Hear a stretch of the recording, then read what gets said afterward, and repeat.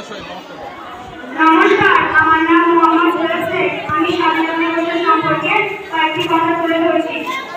উপস্থিত শিক্ষক বা শিক্ষিকা, সকল শিক্ষক শিক্ষিকা, অতিথি এবং বন্ধুদের জানাই স্বাধীনতা দিবসের শুভেচ্ছা।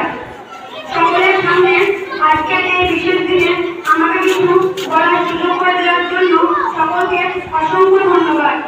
আজ 15ই আগস্ট।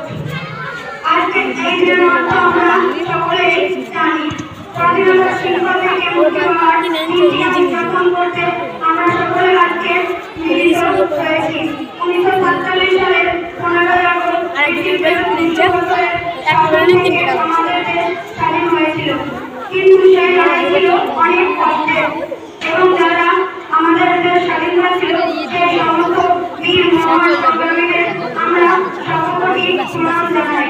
গান্ধীজি, নেতাজি সুভাষচন্দ্র বসু, ভগৎ সিং, ঝাঁসি রানী লক্ষ্মীবাই, মাতঙ্গিনী হাজরা, সর্দার বল্লভভাই প্যাটেল, জওহরলাল নেহরু থেকে শুরু করে বাবা সাহেব আম্বেদকর, মৃত্যুঞ্জয় ক্ষুদিরাম বসু এবং হাজার হাজার মানুষের সংকল্প লড়াই এনে দিয়েছে ভারতের স্বাধীনতা।